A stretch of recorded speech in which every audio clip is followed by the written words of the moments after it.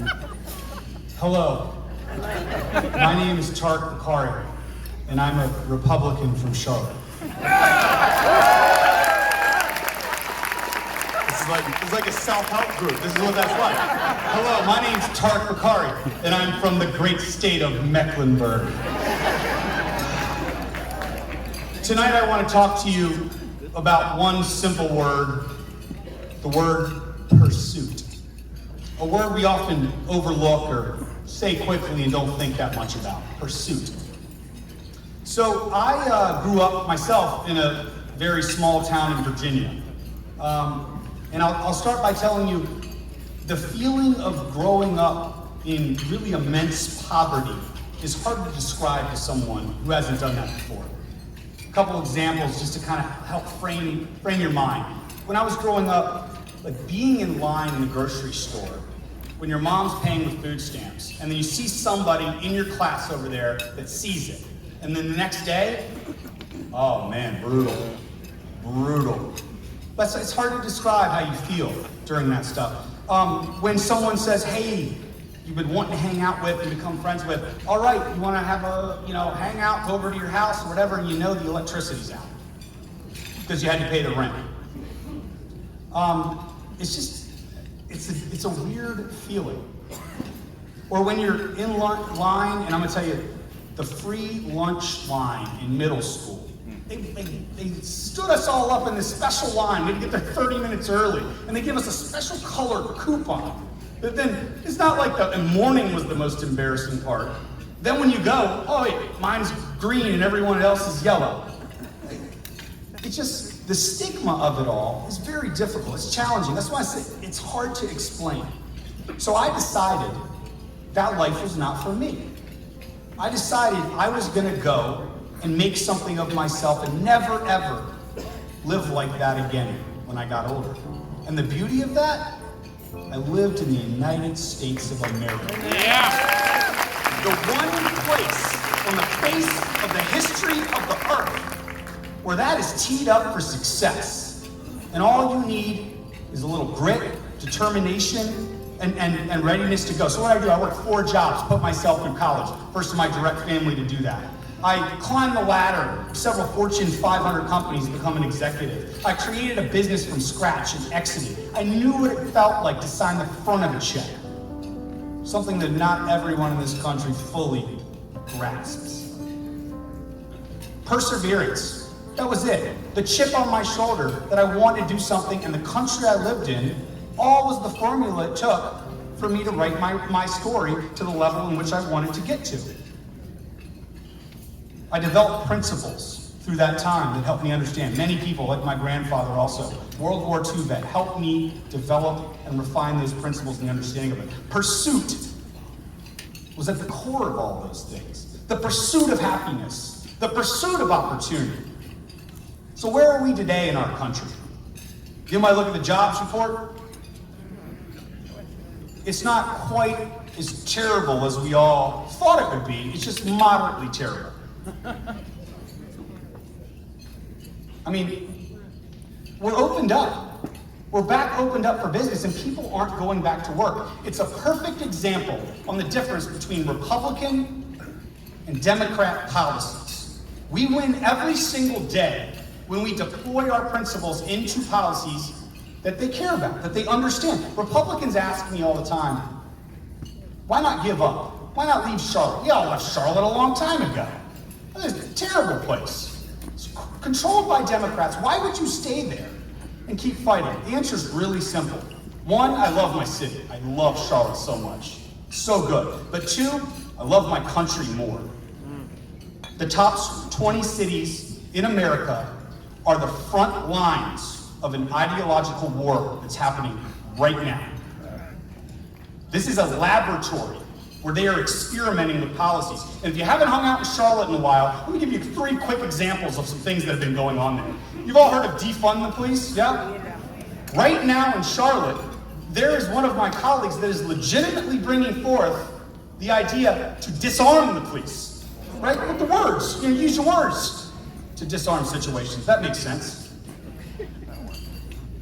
Over the summer, the riots and the things we went through, working to pander to those rioting, not protesting peacefully, there's no problem there, rioting, yet we're pandering to the rioters there. And right now, we're working to abolish single-family zoning, because somehow that is going to be the solution. That's going to be the racial justice we were looking for. And the problem right now is that giving up on a place like Charlotte or the other top 20 cities, and I really want you guys to sink this in because this is so important, it leaves these authoritarian laboratories unchecked to do whatever they want and experiment with these things that we then see. Can anyone think of another authoritarian laboratory example where things maybe didn't work out that well over the last year? Yeah. We need to hang around in top 20 cities is the point. Because our principles and our policies beat them every single day. While they're working on defunding and disarming the police, our training, empathy, but rule of law reduces crime while they're increasing crime. All the summer riots and the things they've done, they're using those playbooks now with Hamas and Israel. These are the exact same race-based Marxist principles. They're just deploying them in different ways now that they see success. We cannot give up in these top 20 cities. And the single-family zoning thing, they don't even realize. They think they're the most liberal people on the planet, bringing forth these liberal policies. They're like, that will change the world, it'll be a utopia. They don't realize the other thing that they've actually tried to champion for 5 years was affordable housing. They're going to decimate it. And that's when all the people come back to the conservative principles and us deploying them on the things they care about. We can actually solve those problems much better than they can. And that's why we have to maintain the line in these top 20 cities. But we have to control our narrative. We have to work on that together. We need to explain it to them in words that they can understand. Limited government with a heart, right? That's our principle. We didn't compromise on it, but we also understand we're going to work for the least of those, as long as it's a sustainable solution, not throwing money at it indefinitely. Lower taxes while funding sustainable solutions for the least of these. Shared freedom and shared respect. Supporting a strong family unit while recognizing everyone doesn't have that. Operating under rule of law always, but recognizing all laws aren't perfect and we need to work on them. These are the kinds of things that resonate with independents in large cities like Charlotte. They resonate with people of color, with people from different diverse backgrounds. Look at the very diversity on the stage that you're going to see tonight.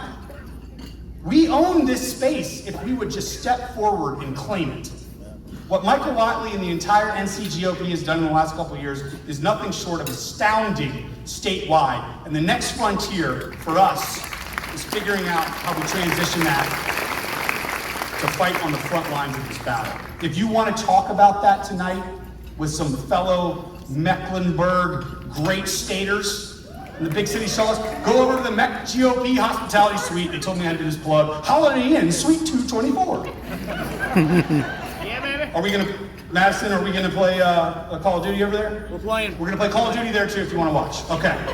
Let me leave you, I digress. Let me leave you with the final rally cry. And this is a rally cry for us in this room, Republican to Republican. This isn't designed for anyone else, okay?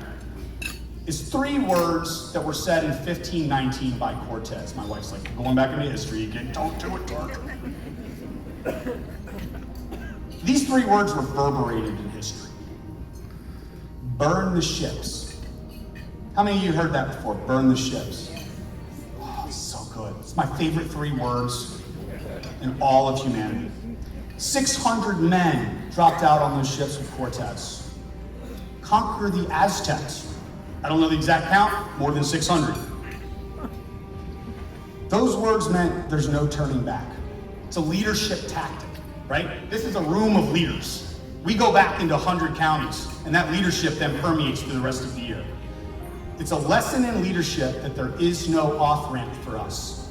This is our country. Victory is the only outcome that we can accept. We must be prepared to fight. Are you prepared to fight? Yeah! Are you prepared to fight for our conservative ideas and policies and principles all across the city councils of this state? Are you prepared to fight against their radical agendas in all the county commissions across this great state? We will fight them in the school boards. We will fight them in the town halls. We will fight them in the neighborhood association meetings. Wherever there is a policy being discussed at a micro level in this state, we will be there fighting. And if that day comes when your energy's gone, when you've got nothing left to give, trust me, this is how I feel most days in Charlotte, North Carolina. And a fellow conservative comes up and asks, why don't we just give up? Why don't we move to Union County? They're crushing it over there. What 3 words will you tell them?